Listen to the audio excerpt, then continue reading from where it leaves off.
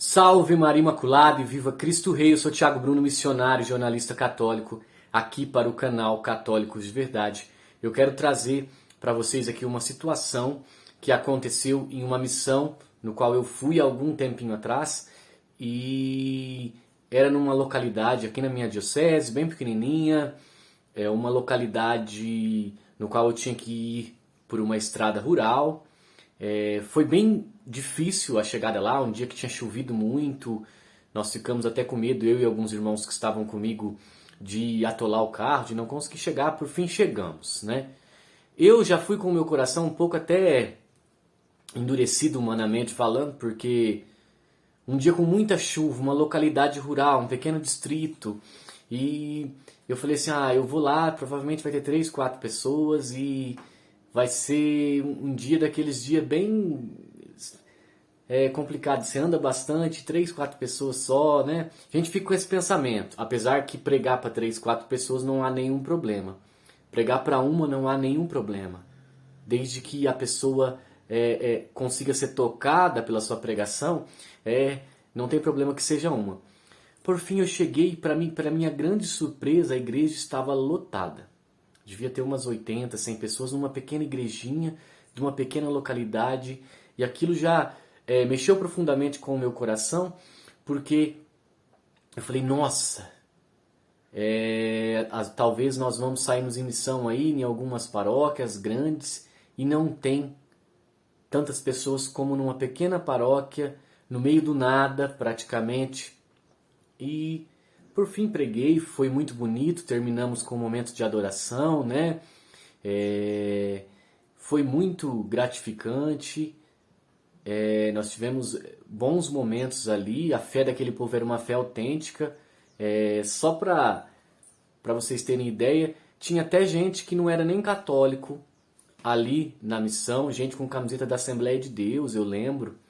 Marcou muito, porque você chegar numa paróquia e ter uma pessoa com a camiseta da Assembleia de Deus vendo a sua pregação é algo que marca. E, bom, enfim, para não me alongar, no final de tudo isso, um casal me procurou. Normalmente, quando nós vamos em missão, pregamos retiro, encontros, tem momentos que pessoas te procuram para tirar dúvidas, para perguntar sobre algumas situações da igreja.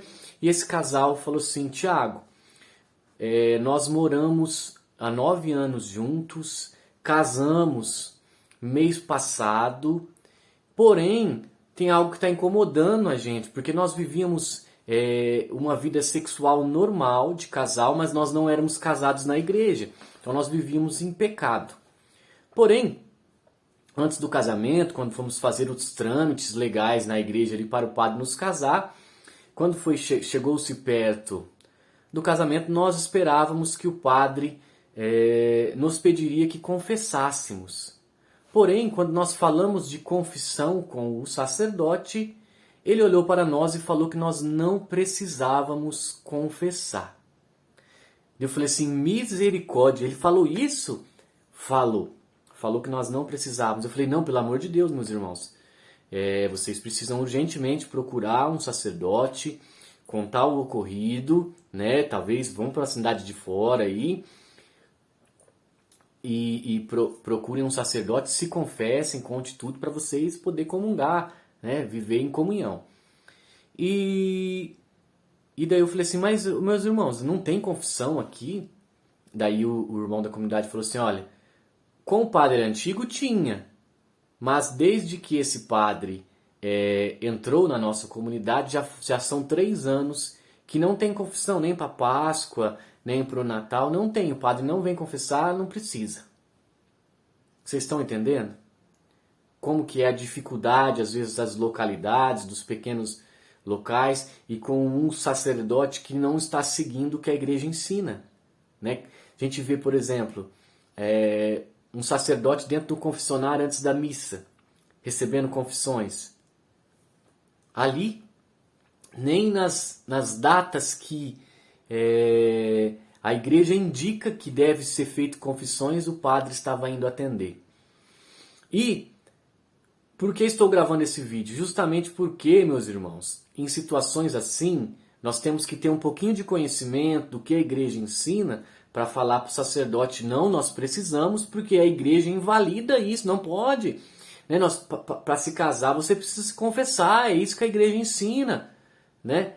Vou dar um testemunho. Certa vez eu estava confessando com um padre e eu falei um pecado e o padre falou assim, será que você não está sendo um pouco radical demais, rigoroso demais e tal? E eu falei assim, na hora, eu falei assim, paramos, padre, a igreja fala que esse pecado é pecado, sim ou não?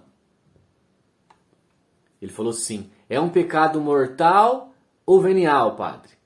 Ele falou mortal. Eu falei, então eu estou me confessando isso por conta disso. Eu estou arrependido e eu estou fazendo a minha confissão para o Senhor.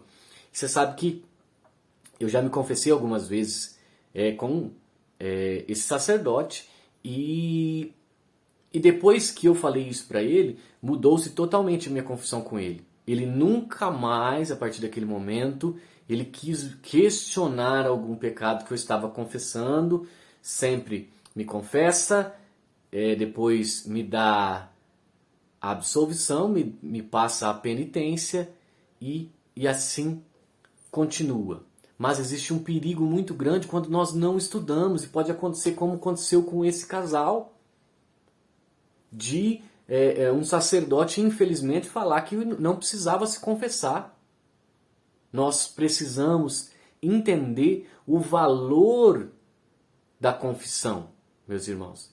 Nós precisamos entender esse valor.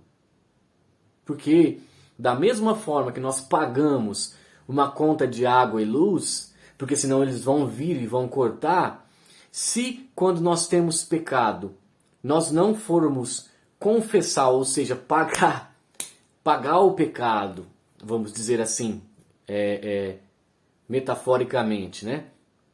Se a gente não se confessar para ter plena comunhão, nós vamos ter a nossa vida espiritual cortada. Nós não vamos estar em comunhão com Deus. Ou seja, para a gente não ter a nossa água espiritual cortada, a nossa luz espiritual cortada, nós precisamos nos confessar. É isso que a igreja indica quando nós estamos com pecados mortais. Então, se alguma vez, quando você estiver em alguma confissão, né, e você vê que um padre, ele começa interpretar diferente do que a igreja interpreta a respeito de pecado, ou na própria correção que ele vai te dar, orientação, meus irmãos, está na hora de falar, não, padre, isso é pecado e eu quero que o senhor me oriente da forma correta, eu preciso que o senhor me absolva, eu estou arrependido, né? Nós não podemos distorcer para não acontecer como isso. Nós também temos que ter coragem de conversar com o sacerdote, apontar que nós estamos estudando, que nós estamos aprendendo, que não é assim que a igreja indica, porque senão nós vamos nos fechar para a graça e às vezes achar que essa obediência, é o sacerdote, eu tenho que obedecer e ficar quieto. Sim, é um sacerdote, nós devemos obedecer a hierarquia, sim. Porém, se há um grave erro, nós precisamos mostrar, não podemos ficar silenciados. Entenderam? Então espero que isso não aconteça na comunidade de vocês. Salve Maria Imaculada, viva Cristo Rei e um beijo grande dentro do seu coração.